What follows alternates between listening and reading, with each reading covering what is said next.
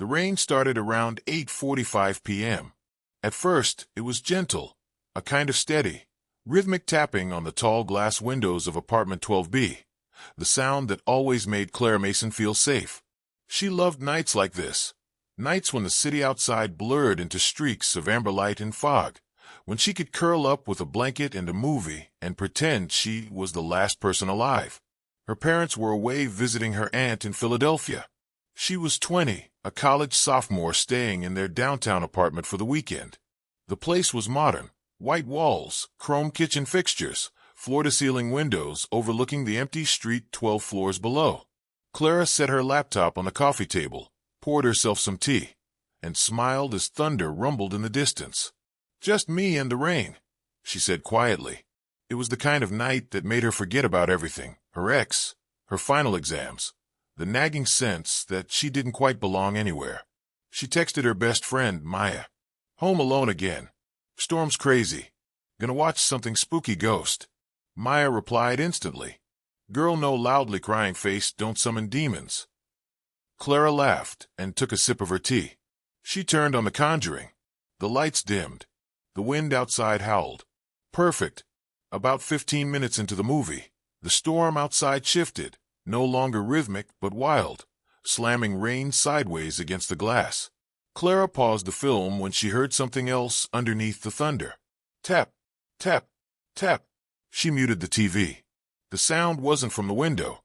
It was coming from the hallway outside her door. Slow, deliberate, like someone testing the metal handle. She froze, holding her breath. The sound stopped. For a few seconds, there was only the rain again, rushing, pounding, constant. Clara let out a shaky laugh. "Just a pipe," she whispered. "Old building." Still, she got up and peered through the peephole. Nothing. The hallway was empty, lit only by the soft red glow of the exit sign at the far end. She turned back, locking the deadbolt tight. 9:18 p.m. The lights flickered once, twice. Then the apartment went completely dark. "Great," Clara muttered. She pulled out her phone, 62% battery. Not terrible. She turned on the flashlight and made her way to the kitchen to find a candle. The glow from her phone bounced across the walls, the light shifting with each step. Her own shadow looked wrong in the movement, stretched too long, too tall. She told herself she was imagining things. Just reflections. But as she reached for the candle drawer, her phone vibrated. Unknown number. "Don't move." Her stomach turned cold. She blinked at the message, half expecting it to be a prank. But another came. "You're not alone, Clara." Her fingers trembled. She tried to call Maya, but the line didn't connect. No signal. Thunder exploded above the building. The windows rattled. Then something new. From the hallway outside. Footsteps. Slow. Wet. Dragging. Clara backed away from the door, her mind racing. Maybe it was a neighbor. Maybe someone drunk from the party next door. She texted the number back. "Who is this?" "Read." No reply. The footsteps stopped outside her door. Then tap, tap, tap, the exact same rhythm as before. She held her breath, waiting for a voice, a knock, anything. But there was only silence and the hum of rain. She whispered to herself, "Don't freak out. Don't freak out." Her eyes darted around the dark apartment. There was a fire escape through her bedroom window, but it opened onto the same alley where she swore she'd just heard those steps echoing. The phone buzzed again. "If you hide, I'll find you." Clara dropped the phone. It hit the floor with a loud crack, the light flashing across the apartment. And for a split second, she saw it, a shadow moving past the living room window. She stood frozen, every instinct screaming run, but her legs refused. She turned off her flashlight, letting darkness swallow her again. Maybe if she stayed quiet, it would go away. Maybe it was just lightning playing tricks on her eyes. She crept toward the door, listening. Silence. Then a whisper. A man's voice, muffled but clear, just beyond the door. "You left the balcony open." The storm howled louder. Somewhere inside her apartment, something, or someone, dripped onto the tile floor. Clara turned, phone shaking in her hand, flashlight trembling across the wall. And there, just faintly in the glow, was a wet footprint leading down the hallway toward her bedroom. Her breath caught in her throat. That was impossible. She'd locked the balcony. The apartment felt smaller now. Every shadow was too thick, every sound too sharp. Clara stood perfectly still, staring at the wet footprints that trailed toward her bedroom. They weren't hers. She hadn't gone barefoot since the storm began, and each print was too large. Her heart thudded, so loud she could barely hear the rain. She took one step backward. The old wooden floor creaked. From her bedroom came the soft sound of breathing. She turned off her phone's flashlight and ducked behind the kitchen counter. The air felt heavier now, humid, suffocating. Every breath she took sounded like it echoed. She thought of calling the police, but her phone still showed no service. The storm must have killed the tower. Then a faint vibration, another message. Unknown number. I told you not to move. Her hands went numb. She glanced up toward the hallway, pitch black. The breathing had stopped. She stayed crouched for what felt like hours, though the clock on her stove read 9:36 p.m. Just 20 minutes since the first message. She tried to calm her thoughts. Maybe it wasn't real. Maybe she was panicking. Maybe she'd fallen asleep watching the movie and was dreaming. Then something heavy fell in the bedroom, a dull thud that rattled the frame of the door. Her head snapped up. The sound was followed by slow footsteps again, this time inside, moving toward the hallway. One step, then another. A floorboard creaked only a few feet away. Clara bit her lip until she tasted blood. She tried to control her breathing. She needed a plan. There was a knife in the drawer under the counter. She reached for it quietly, inch by inch. Tap. She froze. Tap, tap.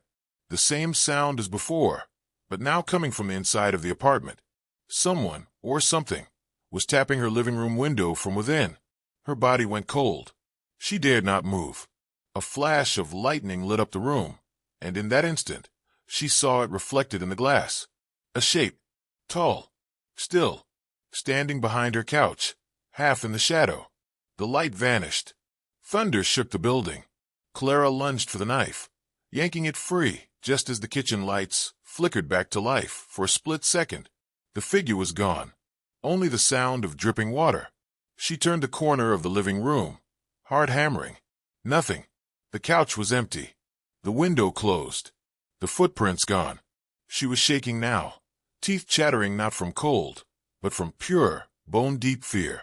Her phone buzzed again. Unknown number. You're wasting time. Then, after a few seconds, another. I'm closer than you think. Clara bolted to the front door. She twisted the deadbolt. It was jammed. She pulled, pushed, yanked until her palms burned. The door didn't move.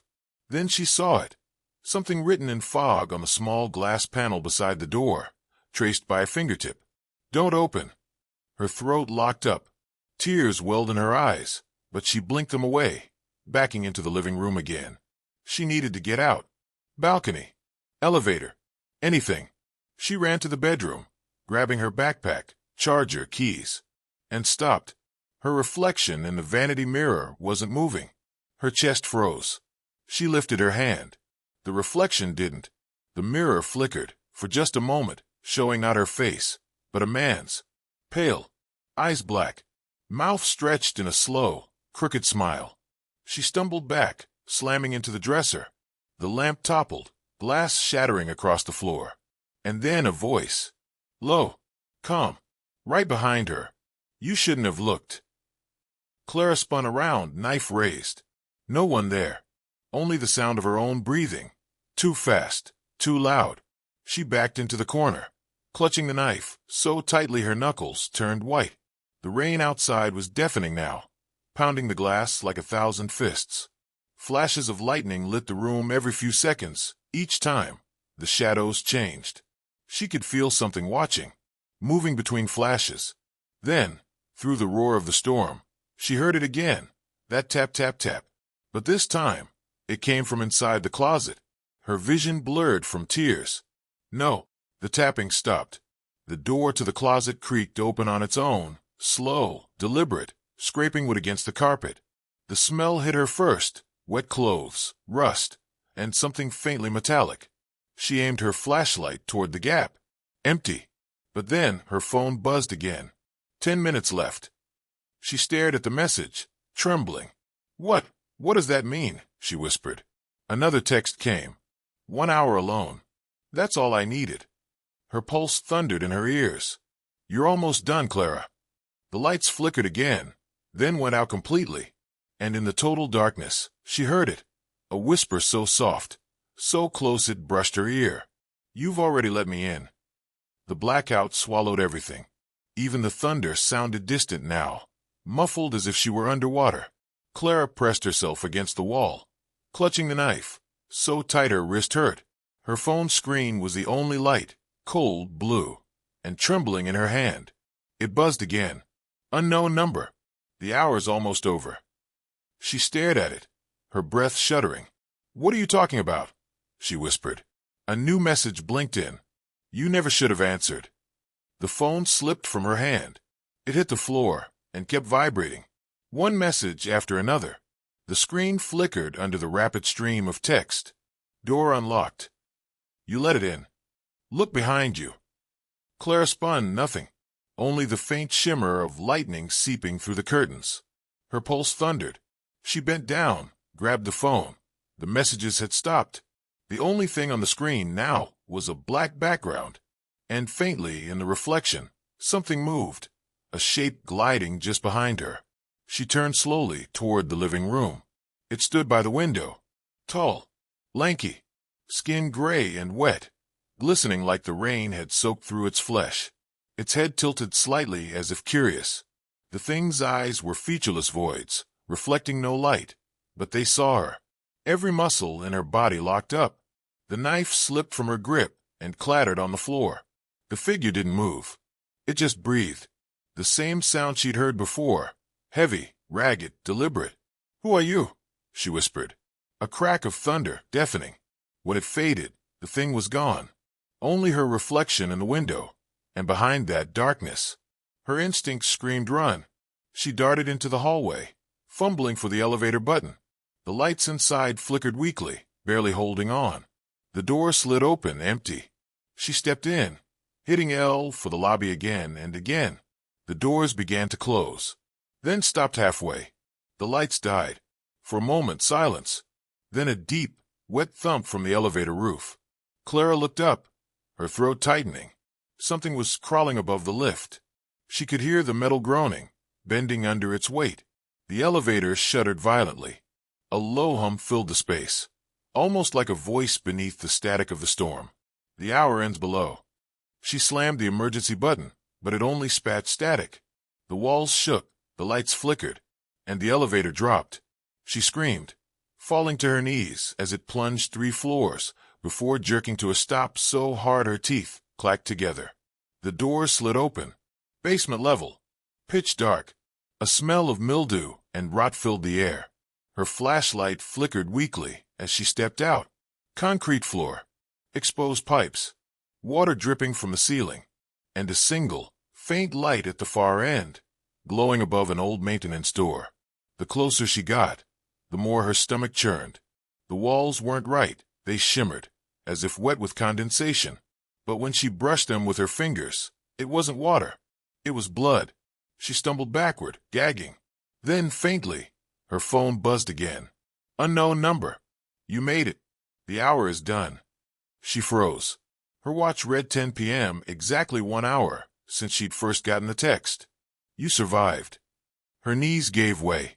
She fell to the floor, sobbing with relief, shaking uncontrollably. Another message.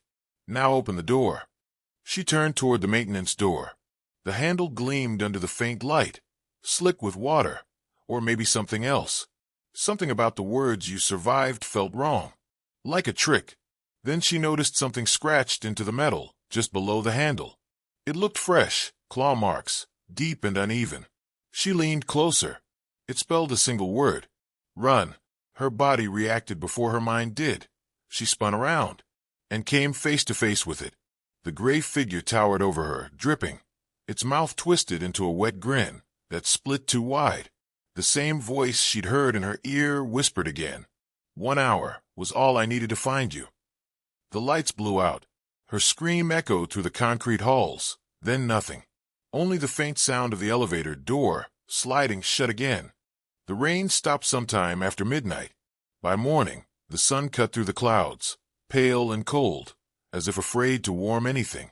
Detective Aaron Mills stood outside the apartment complex, coffee in one hand, his tie still damp from the storm. He'd been first on scene. A neighbor had called around 2 a.m., reporting screams from the basement, then silence. No one had seen the tenant, Clara Hayes, since. Inside, the building smelled of wet carpet and burnt wiring. The elevator was stuck between floors, doors pried open by the fire department. They hadn't found anyone inside. Just a phone, lying perfectly in the center of the floor, screen cracked, still buzzing. Mills crouched to inspect it. The phone was on the lock screen. Wallpaper a picture of a smiling young woman holding a cat. But behind the broken glass, faint and glistening, was a dark red fingerprint. He pressed the power button. The phone unlocked on its own. A message notification blinked at the top. Unknown number. 2 hours left. Mills frowned. What the hell does that mean? He opened the chat. There were dozens of messages, timestamps ending exactly at 10 p.m. the night before. The last one said, 1 hour was all I needed to find you. The detective's pulse quickened.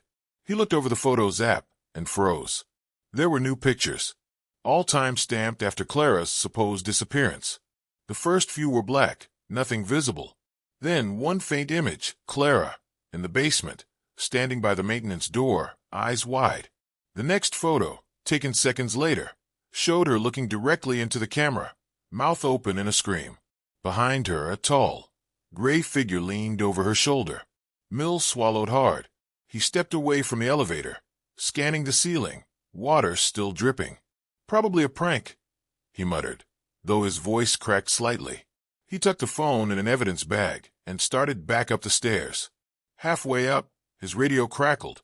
Detective Mills, we're finding, more phones down here. He stopped. More. Yeah, at least 5 of them. All different models, all unlocked. A pause. And they all have messages from the same number. Mills hurried back down. In the basement, 5 evidence bags sat in a row. Each held a phone, screens flickering faintly. He ordered the lights shut off to reduce glare. That's when he saw it. Each phone displayed the same text thread. Each screen glowed with a single, unread message. Unknown number. The next hour begins now. The timestamp, 9 a.m. Exactly 1 hour after sunrise. Mills turned to his team. Bag everything. Don't touch anything else. But as they packed up, a faint tapping sound echoed through the basement pipes. Drip, drip, tap, tap, tap, almost like someone knocking from inside the walls. He shone his flashlight toward the sound and saw, just for a moment, a handprint on the other side of the damp concrete. Wet, human, pressing outward. He stumbled back. The phones all buzzed at once, the vibration humming through the metal shelves like a mechanical heartbeat. Each screen changed simultaneously. The words on all 6 phones now read, 6 hours remaining. And underneath, a new photo appeared. Detective Mills, standing in the basement, flashlight in hand, the picture taken from behind him. The power went out again. Only the sound of dripping water remained. By the time the backup generator came on, Mills was gone. His coffee cup lay shattered near the maintenance door. His radio still hissed static. And his phone, now lying beside Clara's, buzzed with a new message. The storm follows the hour. 12 o'clock epilogue. Later that day, the building was sealed off. No one could explain the strange condensation on the basement walls, or why the elevator always stopped at that level, even when locked. But some nights, when the weather turns and thunder rolls across the city, people still hear it. The hum of an elevator descending, the faint buzz of a phone in the dark, and a whisper beneath the storm. 1 hour was all I needed to find you.